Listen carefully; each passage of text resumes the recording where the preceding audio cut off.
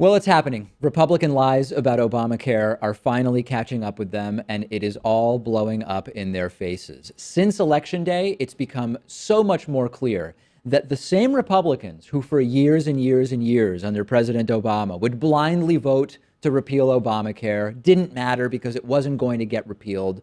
They ran their campaign against Obamacare based on lies, but it didn't matter because under Obama, it wasn't getting repealed.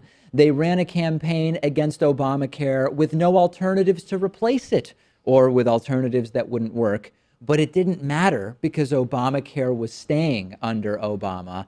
And now, predictably, Pat, there's a problem.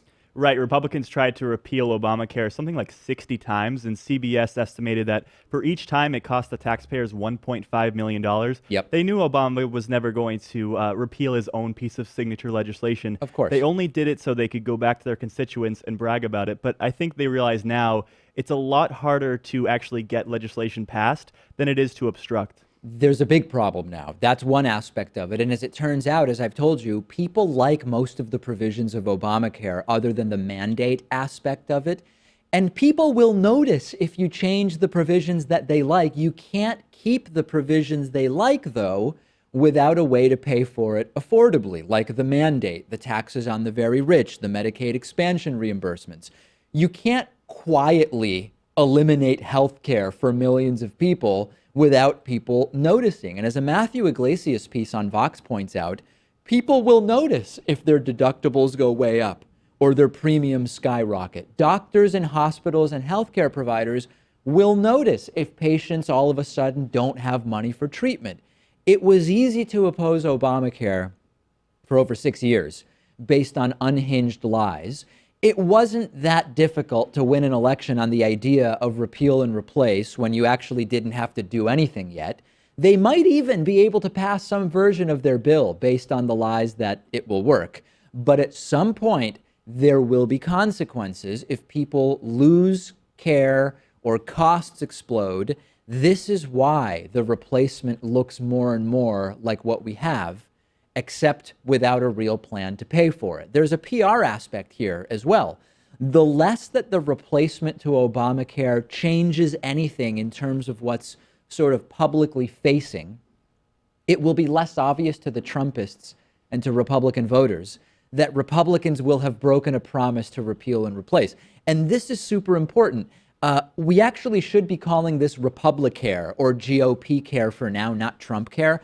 Calling it Trump care now, when right now it's still just a Republican plan, will actually allow Republicans to avoid consequences electorally if it fails by just saying, hey, after all, this is Trump care. You've all been calling it Trump care from the beginning. I misspoke yesterday, Pat, and was calling it Trump care.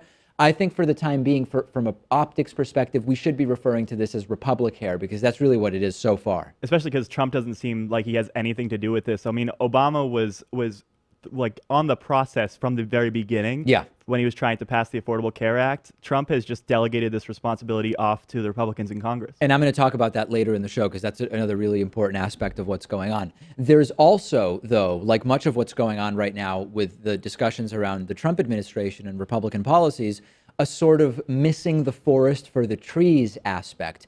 We're understandably talking about the minutia and the details of Obamacare, the ACA, the AHA, et cetera. But you can't lose sight of the fact that the entire system is fundamentally immoral and one that no other country at our level of development has, this for-profit insurance system. The real conversation should be, let's go to single payer, let's nationalize healthcare, let's remove the profit motive for people's health. That's not where we are, so this is the conversation. And I talked about this with the pipeline stuff. Remember Trump's lie that Keystone XL would be made with U.S. steel? And Trump lied about that. We actually figured out, actually, that's not true. The pipeline, if it's made, is not going to be made with U.S. steel, and we explained all of the reasons why. Fundamentally, though, there should be no pipelines, right? That's the top-level message. The top-level message here is this entire concept of how we connect healthcare to employment and for-profit companies. That is completely bogus and corrupt. We have to talk about the details, but we shouldn't miss the forest for the trees. We have to make the assertion that we disagree with the big picture, but within the framework that they're going to propose, Yep. we can make disagreements inside of that as well. That's absolutely right. And we need to do it with the pipeline. We need to do it with healthcare. We need to do it with every issue where it is warranted.